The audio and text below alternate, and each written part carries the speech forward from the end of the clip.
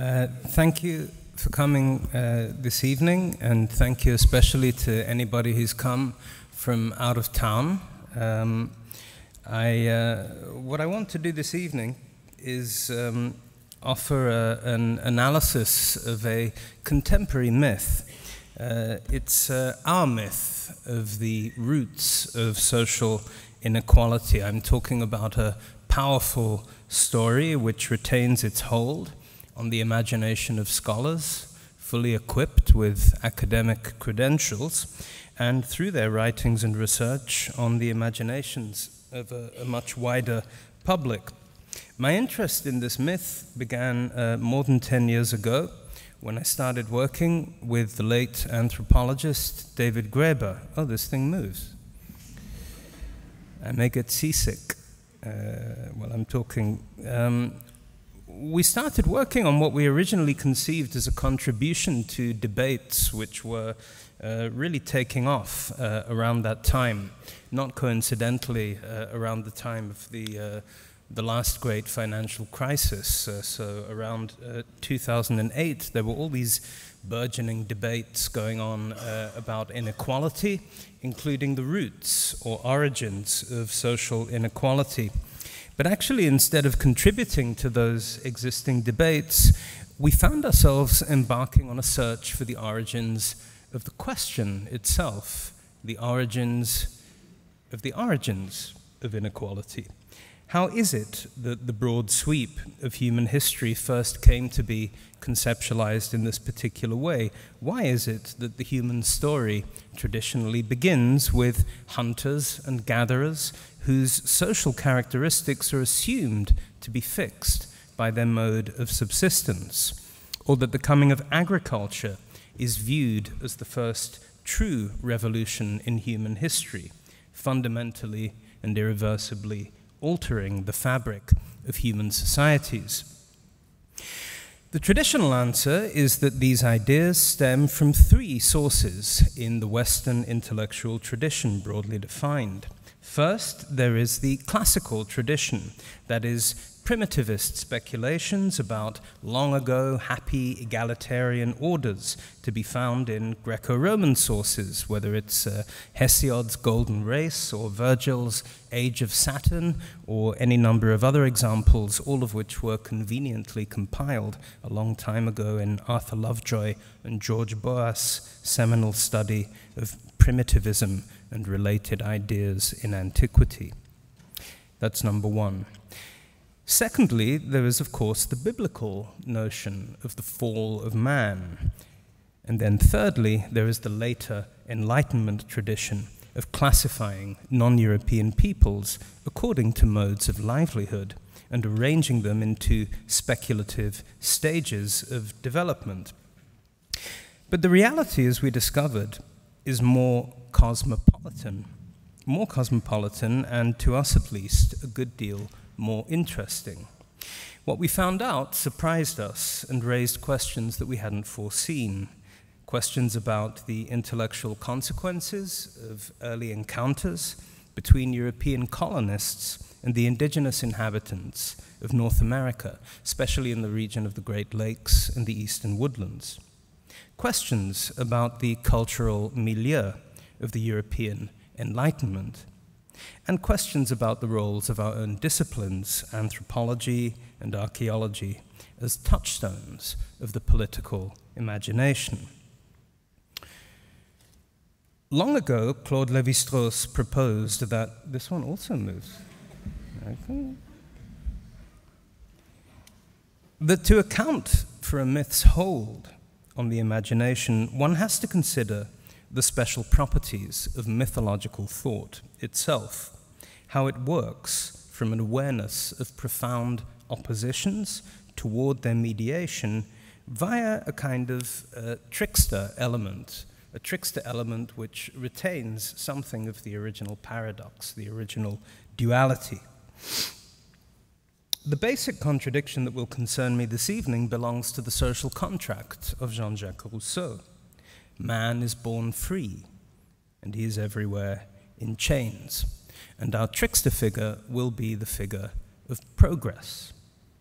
The story told by Rousseau some years earlier in his 1754 discourse on the origins of inequality gives us the foundation of our modern myth of civilization, the notion that progress is good. It's good. It's good. But it's also bad. It's bad. Bad. In this telling, progress retains something of the character of freedom, but also captivity. Writing about how the invention of agriculture first led to private property, and then property to the need for civil government to protect it, this is how Rousseau himself put things in the second discourse. All ran towards their chains, believing that they were securing their liberty. For although they had reason enough to discern the advantages of a civil order, they did not have experience enough to foresee the dangers. Now, when it comes to relating the broad sweep of human history, this story has been told innumerable times since the 18th century, absorbing new content, new evidence, but always retaining the same basic structure down to our present day. Since the last big financial crash, 2008, it reappeared on the intellectual scene with surprising force, propping up popular and otherwise scholarly tomes on topics ranging from the origins of political order to the evolution of human values and ethical systems to the future of work and leisure, and from the economic consequences of warfare and pandemic to our prospects for a sustainable relationship with the Earth system.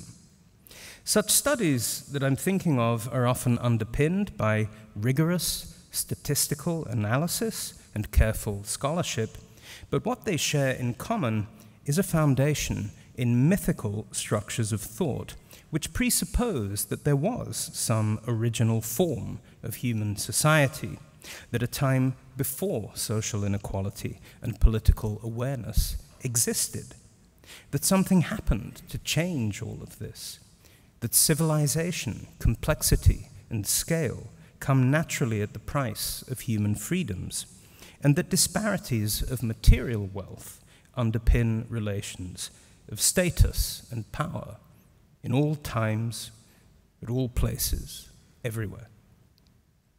A myth's explanatory value, as Wyatt McGaffey reminds us, consists in reducing a complex and politically charged situation to a simple and orderly form. A myth acquires what McGaffey calls operative value in a given context because it explains the present in terms of the past and thereby naturalizes current arrangements. In the case of inequality, the orderly form imposed on an unruly record of archaeological and anthropological findings is nothing less than our standard way of relating the broad sweep of human history in its entirety, our familiar shape of time. I call these structures mythical not just because they fulfill so neatly the formal criteria of mythological thought, but also because they stand by now in flagrant opposition to some ubiquitous facts. And for those who weren't able to come to the first talk yesterday, I will offer just a few very brief reminders before moving back to my main question, which is about the origins of the myth itself. So concerning the idea that egalitarianism, material sparsity, and smallness of scale was a normative state for human societies before the invention of agriculture, let's just quickly recall a few assorted archaeological findings. Recall that prehistorians working in sub-Saharan Africa have now shown that hunter-gatherers some 50,000 years ago actually maintained very expansive networks of social interaction crossing large parts of the continent. Let's recall in Europe during the last Ice Age, those incredibly interesting burials which looked like chiefly or royal burials, apparently without chiefdoms or kingdoms, but nevertheless demonstrating the accumulation and disposal of huge amounts of ornamentation, weaponry, and other items traded over distances of many hundreds of kilometers. Let's recall the Middle East, Göbekli Tepe, around 11,000 years ago, those great stone temples.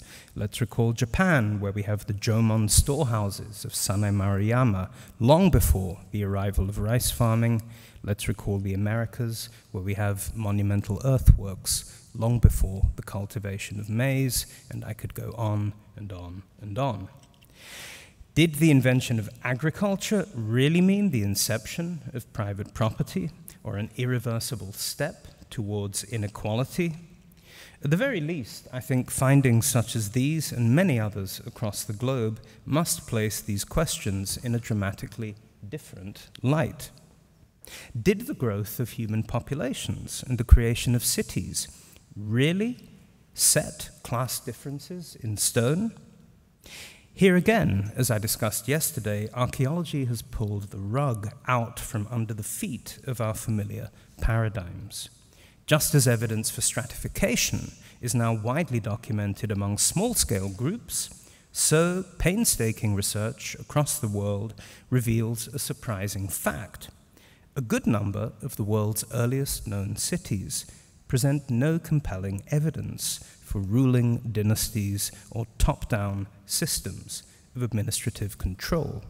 Just to elaborate a tiny bit on one of the examples I gave yesterday, in the Middle East these days, the first archaeological indications of monarchy in the form of royal tombs, human sacrifices, and palatial architecture do not appear in the great cities of the Mesopotamian lowlands, but actually among demographically tiny groups up in the hill country of what is now southern Turkey.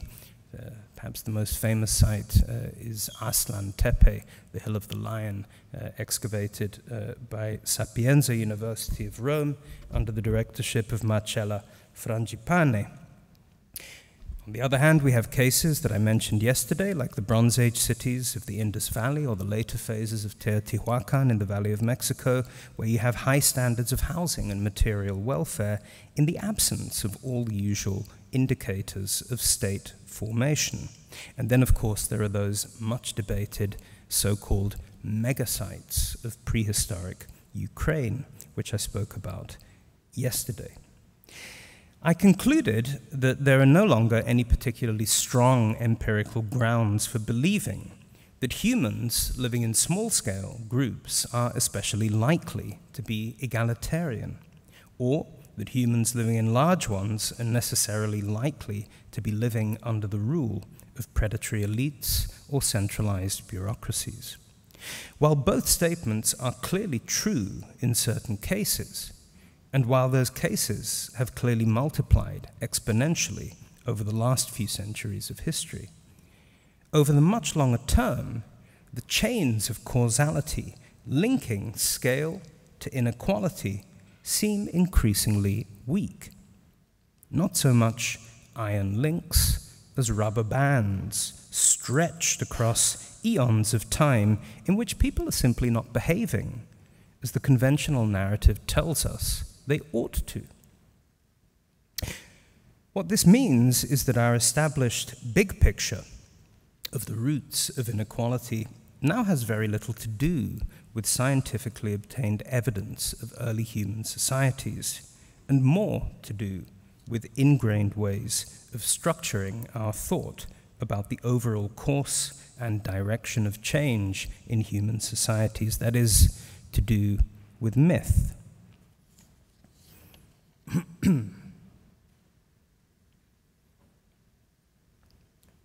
Now, the points I'm making are really not new. In various ways, they were made long ago, for example, by the anthropologist Pierre Clastres and his Chicago contemporary Marshall Salins.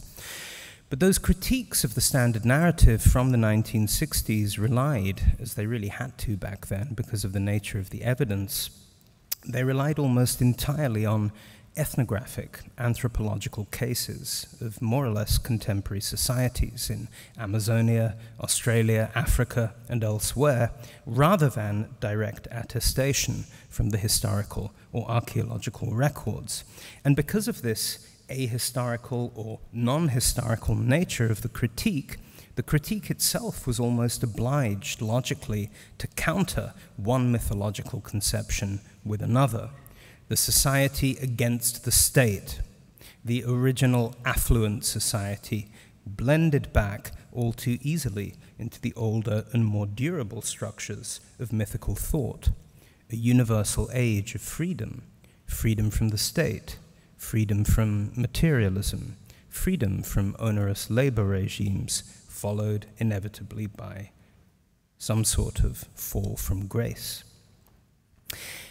In the next part of my talk, I want to try and follow that particular mythical conception of human history back to its own point of origin, in order to try to understand its stubborn power and its ongoing ability to withstand a mass of contradictory evidence. We should start with Rousseau himself and his second discourse on the origins of inequality, which in fact he never intended to become the basis for any kind of historical reconstruction of the early phases of humankind. One must not, he wrote, one must not take the kind of research which we are entering into as the pursuit of truths of history, but solely as hypothetical and conditional reasonings, better fitted to clarify the nature of things than to expose their actual origin. In other words, we're talking about a thought experiment. As is well known, Rousseau wrote the second discourse to submit to an essay competition, which he didn't actually win. His submission went over the word limit, and the judges refused to read it all the way through. In March 1754, the Learned Society of Dijon posed the question: what is the origin of inequality among men, and is it authorized by natural law? We might well ask why it is that a group of scholars in Ancien Régime France hosting a national essay contest would have felt this was an appropriate question to ask in the first place. The way the question is put, after all, assumes that social inequality did have an origin. That is, it takes for granted that there was a time when human beings lived as equals, and that something happened to change all of this. On reflection, that seems like quite a surprising thing for people living under an absolutist monarchy like that of Louis XV to think. Theirs was a culture in which almost every aspect of human interaction, whether eating, drinking, working, or socializing, was marked by elaborate pecking orders and rituals of deference. Yet it seems that everyone at the time had also come to agree that this situation was somehow unnatural, that it hadn't always been that way. We're in a time here, of course, in European history, a time of radical transition, as captured by Paul Hazard some 70 years ago in his Cosmopolitan History of Ideas, which in English is called The Crisis of the European Mind, and my thanks to my friend Erhard Schüttpelz for reminding me of it.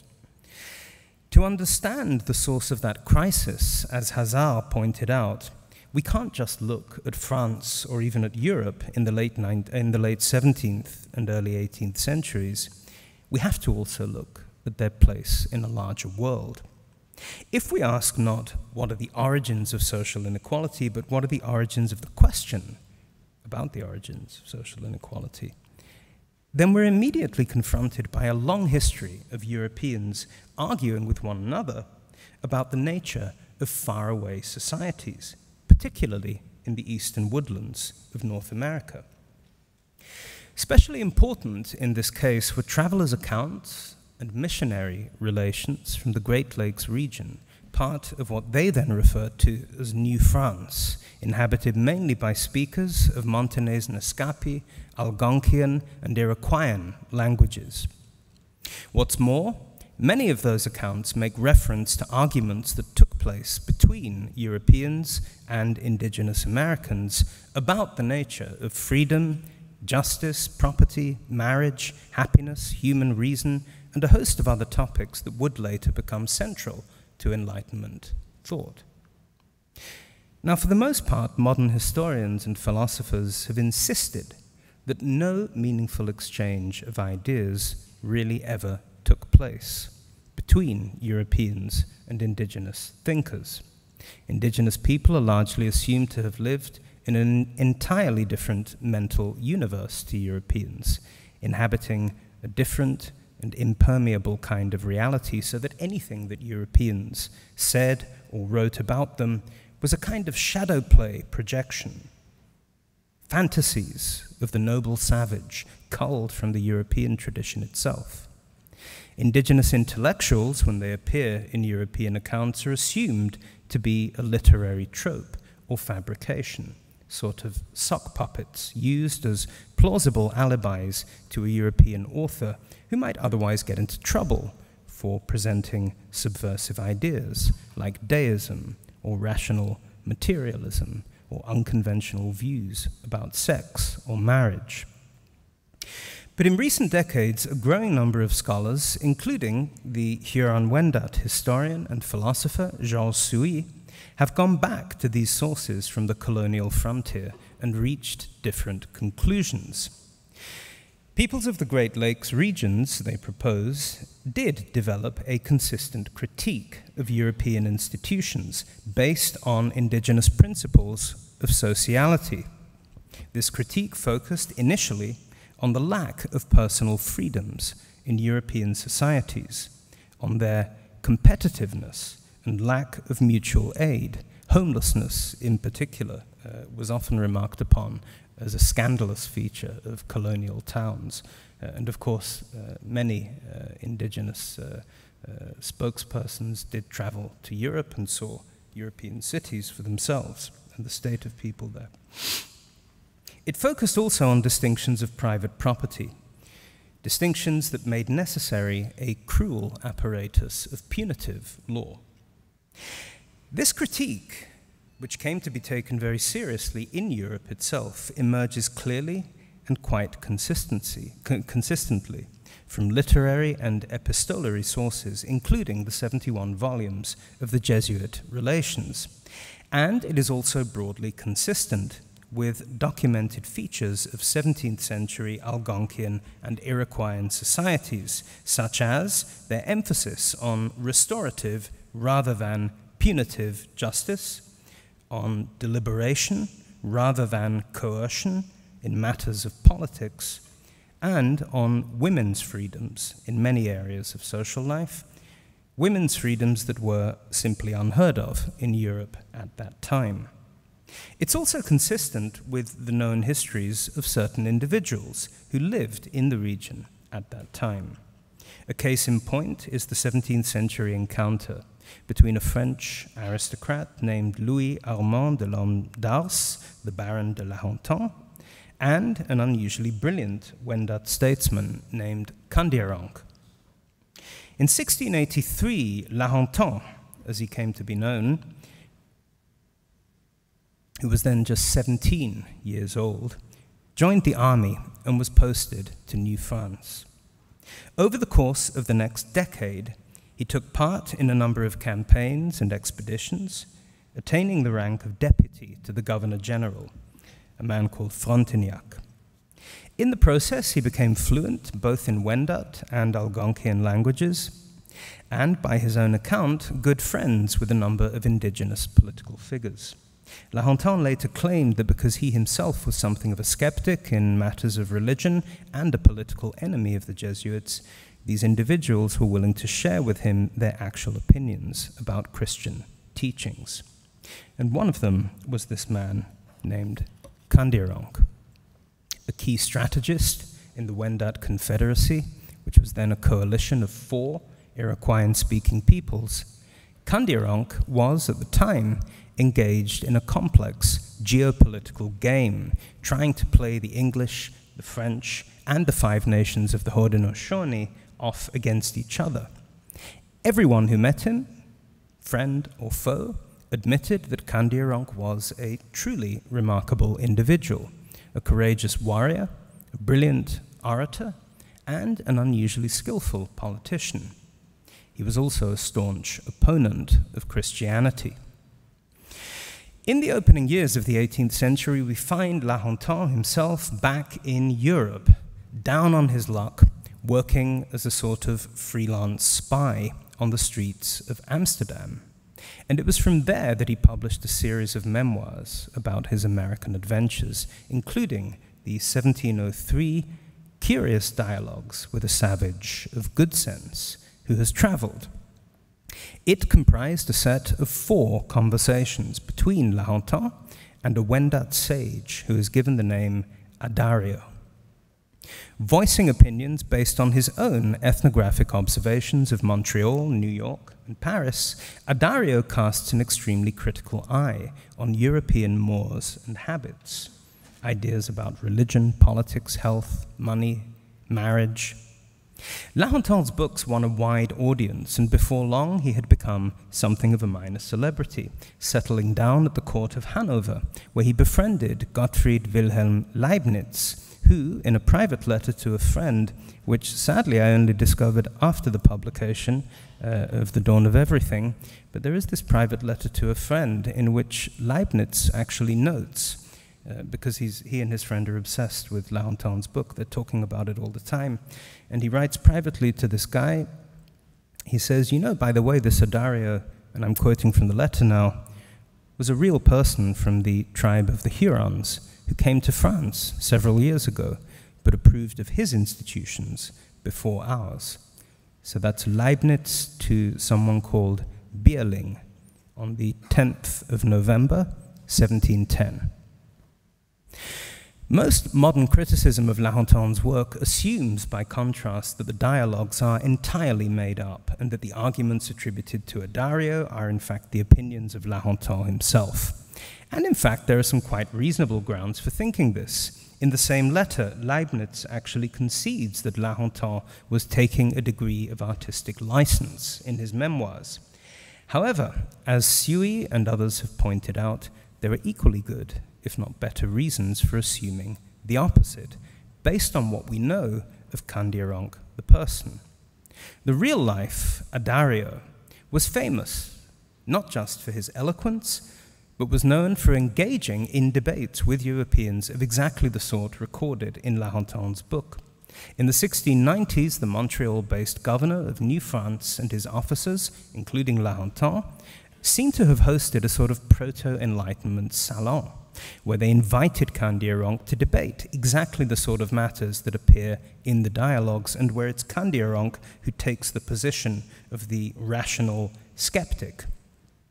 Pierre de Charlevoix, the Jesuit priest and historian, described Kandiaronk, and I quote, as so naturally eloquent that nobody perhaps had ever exceeded him in mental capacity.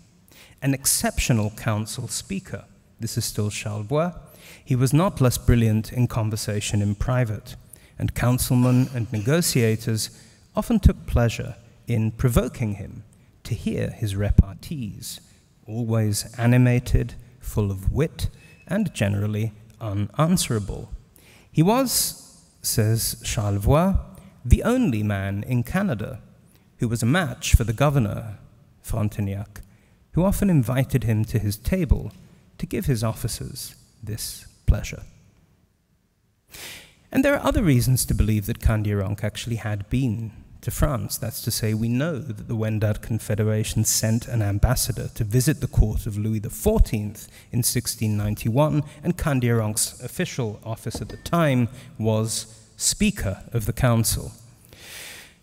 Now, while the intimate knowledge of European affairs and the understanding of European psychology that is attributed to Adario in La Hontan's writings may seem implausible, Kandiaronk was, of course, a man who had been engaged in political negotiations with Europeans for years, regularly running circles around them, anticipating their logic, their interests, and their blind spots.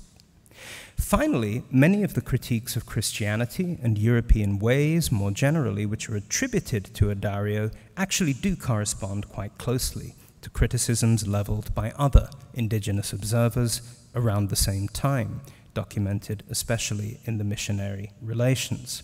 And I mean, it's maybe worth pointing out the obvious fact that the Jesuits had no particular reason to romanticize these people. They were inveterately opposed to their way of life, and they were there to convert them. Now, I think whatever you make of all this, at the very least, one has to surely concede that in the case of La Hontan's dialogues, what we're confronted with is a cultural product of the colonial frontier, a case of what the anthropologist Jean-Luc Amsel has called mestizologics, in which both parties undergo changes in their habits of thought as they seek to accommodate and outdo each other, reaching across conceptual divides. And with this in mind, let's give the floor now to Candiac / Adario via La Hontan, and an example of what some of these critiques actually amounted to. So here he comes on the subject of private property, distinctions of private property and their social and psychological effects. Candiac. You honestly think you're going to sway me by appealing to the needs of nobles, merchants, and priests? If you abandoned conceptions of mine and thine, yes, such distinctions between men would dissolve. A leveling equality would then take its place among you, as it does now among the Wendat. Over and over I have set forth the qualities that we Wendat believe ought to define humanity: wisdom, reason, equity, etc., and demonstrated that the existence of separate material interest knocks all these on the head. A man motivated by interest cannot be a man of reason. And then he goes on. I've spent 6 years reflecting on the state of European society, and I still can't think of a single way they act that is not inhuman. And I genuinely think that this can only be the case as long as you stick to your distinctions of mine and thine. I affirm that what you call money is the devil of devils, the tyrant of the French, the source of all evils, the bane of souls, and the slaughterhouse of the living. To imagine one can live in the country of money and preserve one's soul is like imagining one could preserve one's life at the bottom of a lake. All right, so for Europeans in 1703, and especially the ones who were busy extolling the virtues of free trade, this was obviously heady stuff. You are little more than a nation of slaves, was the resounding message coming from the Great Lakes to the French, or as the British pop band The Verve put it, you're a slave to money, then you die. La Hontan's were not the first such accounts to become influential bestsellers in France and across Europe. Both John Locke and Voltaire cited Sagal's Le Grand Voyage du Pays des Hurons as a primary source for their descriptions, and I would draw your attention quite recently, so long after the publication of Anfänge, The Dawn of Everything, the academic journal 18th Century Studies has just recently devoted an entire edition to what it calls the indigenous 18th century. And in there you will find, for example, the cultural historian Peter Walmsley has an essay about John Locke called Locke Among the Wendat. Walmsley, based on Locke's unpublished notebooks and writings, makes the case and shows, I think very definitively, and I quote Walmsley here, that Locke's early thought on the organization of civil society built actively on evidence of indigenous political practices. It even turns out that Locke had intended, but never actually wrote, a utopia grounded in accounts of Wendat social life and customs. Arguably, the impact of La Hontan's dialogues in particular on European sensibilities was actually even greater than this. Adario's opinions were translated into German, English, Dutch, and Italian. They continued in print in multiple editions for more than a century. Any self-respecting intellectual of the 18th century would almost certainly have read them, and they inspired a flood of imitations. By 1721, Parisian theatergoers were flocking to Delisle de la Drevetière's comedic theatrical production, La Harlequin Sauvage, the story of a Wendat brought to France by a young sea captain, which features a series of indignant monologues in which the hero attributes all the ills of French society to private property, to money, and in particular to the monstrous inequality which makes the poor the slaves of the rich. And the play was revived every year for about 2 decades. Even more strikingly, just about every major French Enlightenment figure tried their hand at a La Hontan-style critique of their own society from the perspective of some imaginary outsider. Montesquieu, of course, chooses a Persian. The Marquis d'Argent has a Chinese. Diderot has a Tahitian. Chateaubriand has a Natchez. Voltaire's L'Ingénu, I think, was half Wendat and half French. All of them take up and develop themes and arguments borrowed from Adario /Candiaronc/La Hontan, supplemented by lines from other so-called savage critics in travelers' accounts. But maybe the single most popular work of this whole genre, published in 1747, was Letters of a Peruvian Woman by the prominent salonière Françoise de Graffigny, which viewed French society through the eyes of an imaginary Inca princess called Zelia, who has been kidnapped, taken to France. In 1751, preparing a second edition of her book, Graffigny sends letters to her literary circle asking for feedback. One of these correspondents was a 23-year-old seminary student and budding economist called Anne-Robert Turgot, most often remembered today for his seminal development of the idea of material economic progress into a general theory of human history. And we happen to have a copy of his letter, his reply to Graffigny, which was a long and highly critical, but constructively critical one. As Robert Meeks noted some decades ago, Turgot's text could hardly be more important because it marks a key moment in his own intellectual development. Zelia's critique of France, like that of all these imaginary outsiders writing in the tradition of Candiaronc, focuses on the lack of freedom in French society and its violent inequalities. But Turgot found such thinking disturbing, dangerous even, and of course he wasn't entirely wrong to think of it that way. We're only a few decades before the Terror in the context of French society. Yes, he acknowledges we all love the idea of freedom, we all love the idea of equality, in principle. However, says Turgot, we must consider a larger context.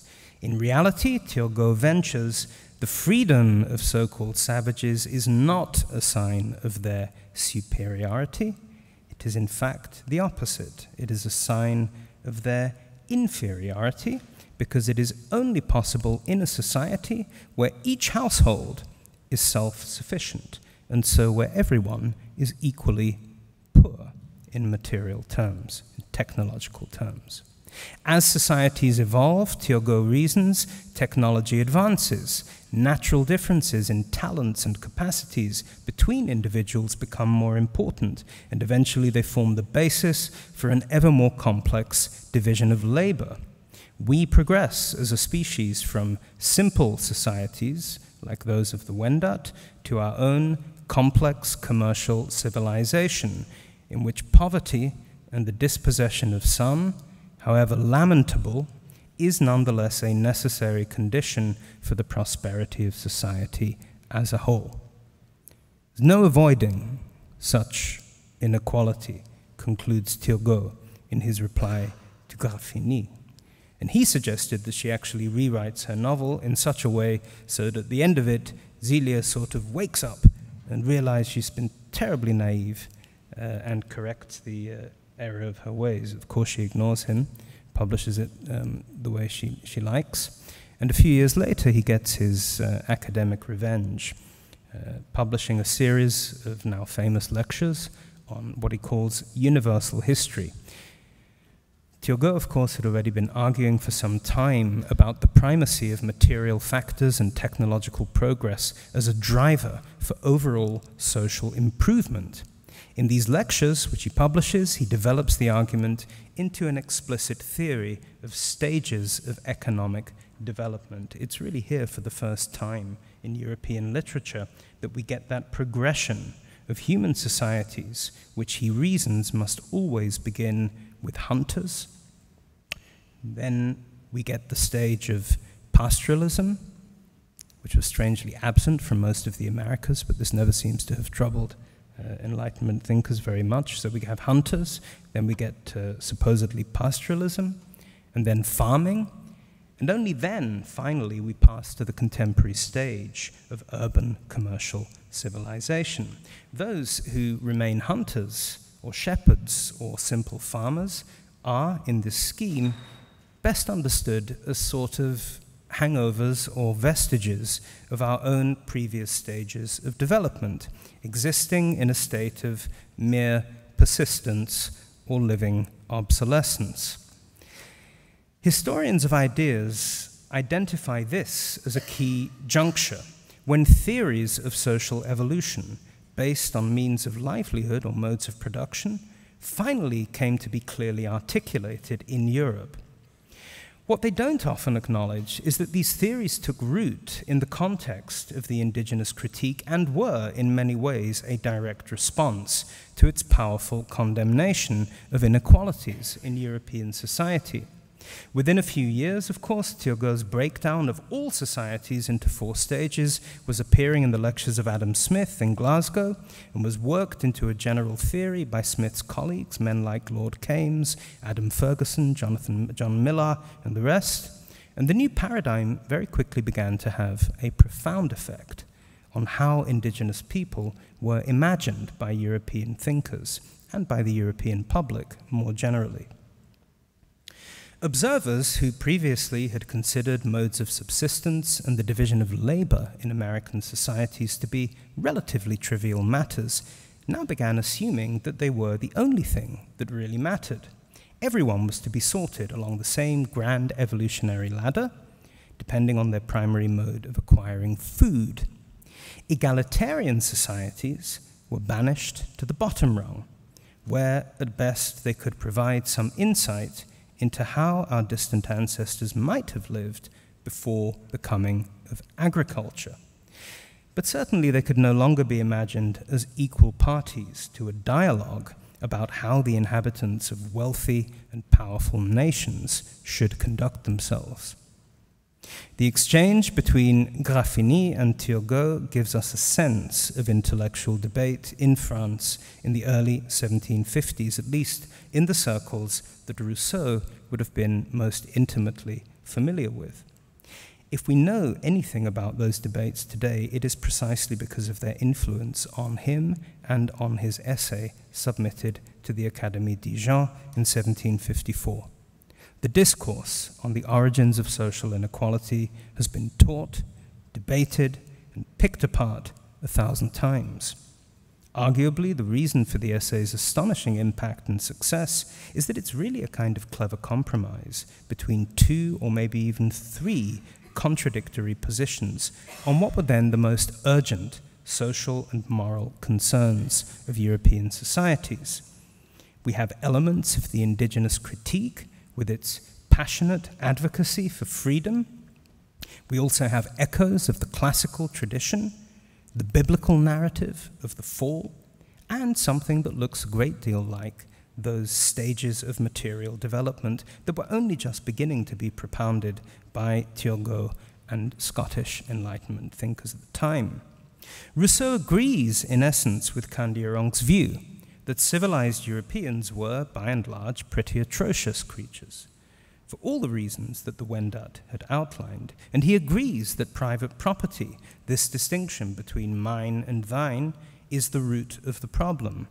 But the one major difference between them is that Rousseau, unlike Candiaron, can't really envisage society as being based on anything else.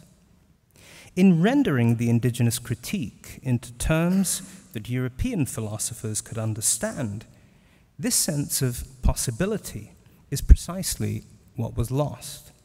In the critique itself, we find no contradiction between social freedoms and social responsibility, a presumption of sharing with those in need.